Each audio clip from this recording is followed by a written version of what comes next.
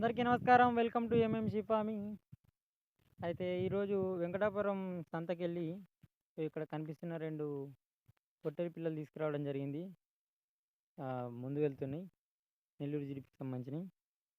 అయితే ఇవి వచ్చేసి 13,000 జత పడింది. ఇగో ఇవి 2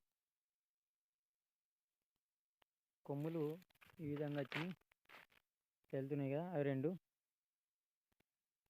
13,000 జత ఎక్కువనా? తక్కువనా? ఒకసారి నాకు కామెంట్‌లో చెప్పండి.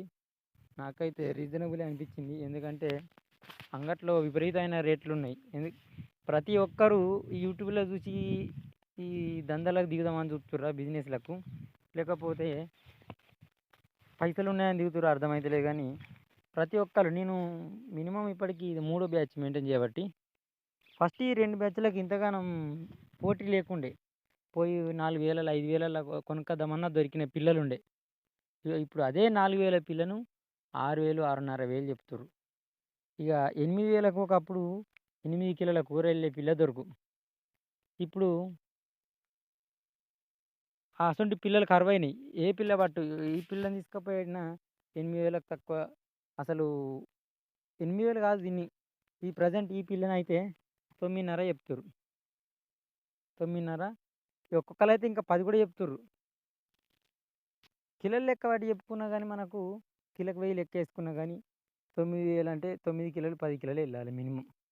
అది 9 కిలోలు కాదు, 6 కిలోలు వెళ్ళేది. అంత రేట్లు చెప్తుర్రు. అంటే చెప్పేదంతా రైతులు కాదు. రైతులు ఎట్లాగో అంగళ్ళకి తక్కువ వస్తారు. ఈ దళారులే ఉంటారు కదా! వాళ్ళే ఈ విధంగా రేట్లను అందరూ ఒకటే రేట్ అనుకోని చెప్పడం జరుగుతుంది. మళ్ళీ అక్కడ కొనంగా కూడా మనం రేట్ చేయంగా వాళ్ళిచ్చి వాళ్ళోళ్ళు వాళ్ళే వచ్చి మన రేట్‌ని చెడగొడతారు.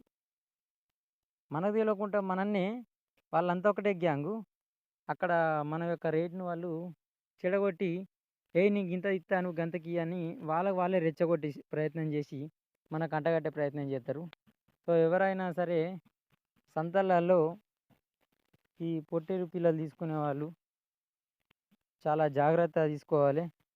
అనుభవం ఉంటేనే ఈ సంతల్లో తిరగాలి. లేదంటే